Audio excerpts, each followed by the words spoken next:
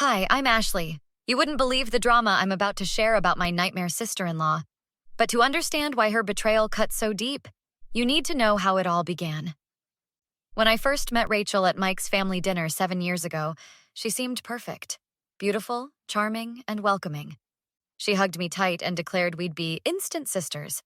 I'd lost my own sister in a car accident years before, so the idea of gaining a new one touched my heart. "Mom, Ashley's exactly what this family needs," Rachel had announced to Barbara that night.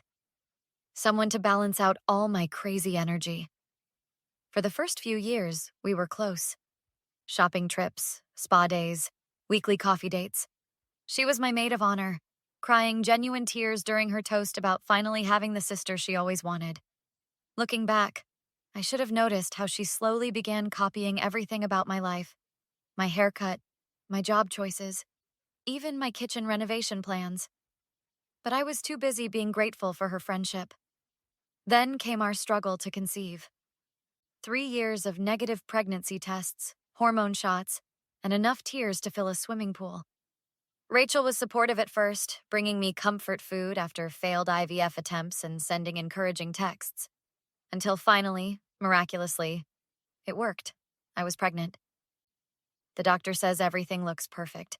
I still can't believe it's real, I told Mike as we drove home from the appointment, sonogram picture clutched in my hand like it might disappear.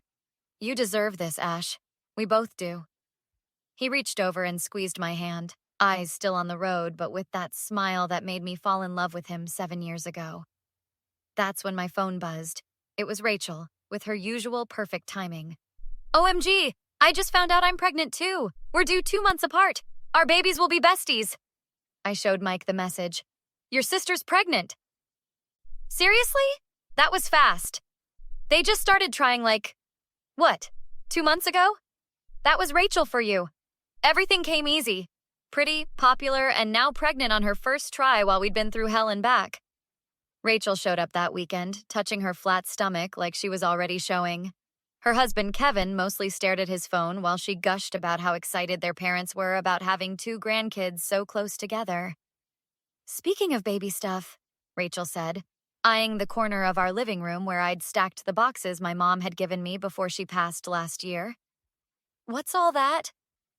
"My mom's baby collection," I explained, my throat tightening as I remembered Mom's excitement showing me each item. She'd been saving things for her future grandchildren since I was in high school. Designer everything, crib, stroller, clothes. Most still have tags. I ran my hand over the Italian-made crib box, remembering Mom's voice. "Only the best for my grandbabies, sweetheart. I may not be here to spoil them in person, but they'll know how much Grandma loved them." "Your mom had amazing taste," Rachel said, examining the Bugaboo stroller box. "These must have cost a fortune." Mom spent years collecting everything. She knew exactly what she wanted her grandchildren to have. It's all I have left from her. That night, my best friend Sarah called with a warning. "Rachel has a history of this, Ash. Remember your wedding china? The one she called tacky, then registered for the exact same pattern? You're being dramatic." "No, I'm being observant. She's always trying to one-up you, and now she'll have the perfect opportunity." I dismissed Sarah's concerns, even when Rachel texted the next morning asking to borrow some baby items because money was tight. But before I could properly consider it, she'd already told Barbara, who called immediately. "Family helps family, right?" My mother-in-law said warmly. "Thomas and I are so proud that you're both being so practical." Mike tried to support me. "Just say no if you're not comfortable with it." But that would make me the bad guy. And Rachel was family. What could possibly go wrong?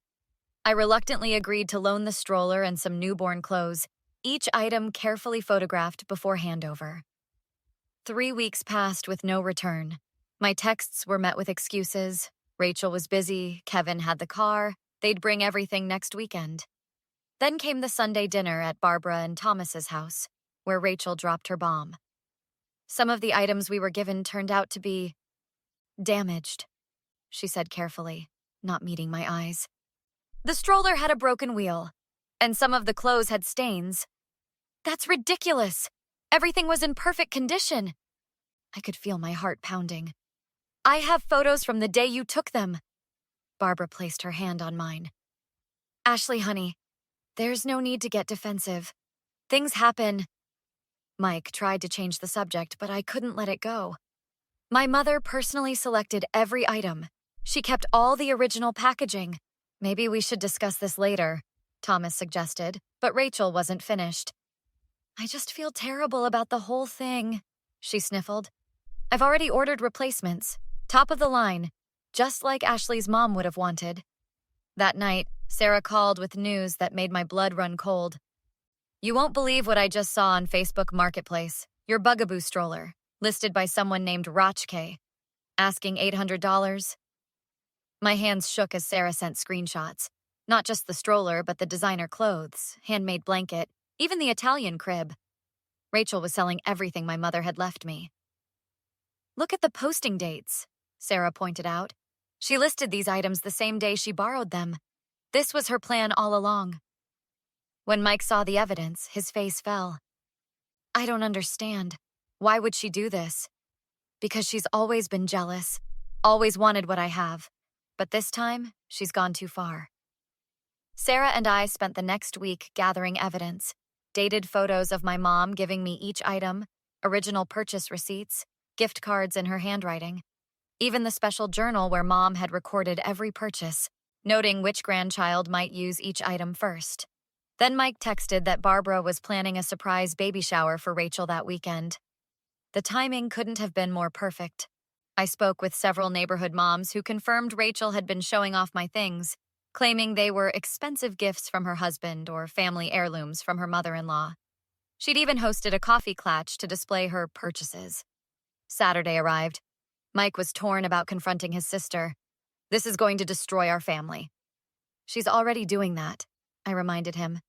Every time she lies about my mother's gifts, every time she sells another piece of my inheritance, she's destroying our family. We walked into the baby shower uninvited, finding Rachel surrounded by guests, my mother's designer diaper bag slung over her shoulder. The very bag Mom had carried through her last rounds of chemo, determined to fill it with special items for her future grandchild. Ashley? Mike? What are you doing here? Barbara looked genuinely confused. We came to celebrate, I said sweetly, and to get back what belongs to me. Rachel's face paled. I don't know what you're talking about.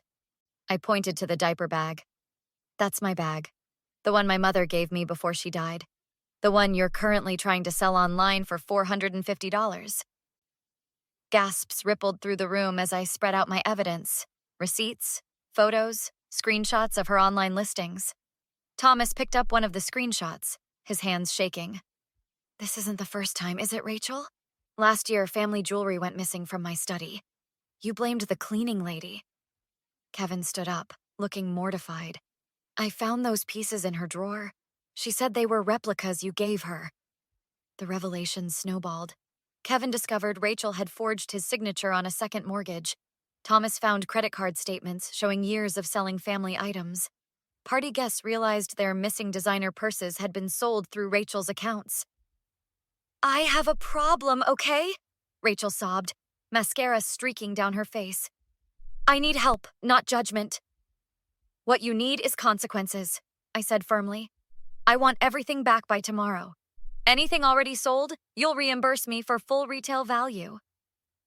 Barbara stood frozen, watching her perfect daughter's facade crumble. All this time, you've been stealing from your own family?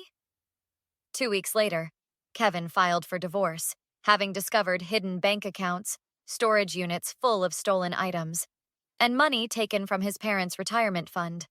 Rachel's carefully constructed world imploded completely.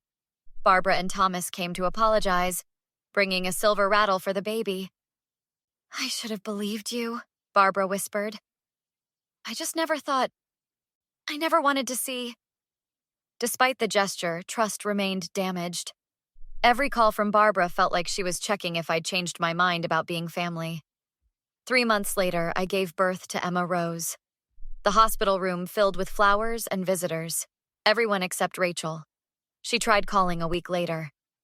I'm in therapy now, working on my issues. I'd love to meet my niece. That's not happening. I've changed, Ashley. I'm truly sorry for everything. Good for you. I hope therapy helps. But you're never going to be part of Emma's life. Can't you forgive me? We're family. Family doesn't steal from family. Family doesn't lie and manipulate and try to destroy each other. You're Mike's sister, but you're nothing to me. 6 months later, Emma sat in her Italian-made high chair, wearing one of the handmade outfits my mother had purchased years before. Every item had been returned or replaced, every dollar reimbursed. The nursery was exactly as Mom had envisioned it, filled with the love she'd poured into every carefully chosen piece. Sarah reported that Rachel had been rejected from local mom groups and was working retail, living in a tiny apartment. She showed stolen pictures of Emma to anyone who would listen, desperately claiming aunt status she'd never have. That night, rocking Emma in the nursery my mother had helped plan, I felt a deep sense of peace. Rachel had tried to steal my mother's final gifts, but she couldn't steal the love behind them. Looking down at my daughter in the moonlight, I knew Mom would be proud. Not just of the beautiful nursery she'd created, but of how I'd fought to preserve it, protecting her legacy for the granddaughter she'd loved before ever meeting her. Some betrayals can't be forgiven, but they can make you stronger, more protective of what truly matters. And in that quiet moment with my daughter, surrounded by my mother's loving choices, I knew we'd be just fine without Aunt Rachel in our lives. Now that the story has ended, what would you do if someone in your family tried to steal and sell precious items given to you by a deceased loved one? Would you expose them publicly like Ashley did, or handle it differently? If you found this story of family betrayal and sweet revenge satisfying, hit that like button and subscribe for more justice-served tales. Share your thoughts in the comments about whether Ashley was right to completely cut Rachel out of her life, even after the apology. Was the punishment too harsh or exactly what Rachel deserved?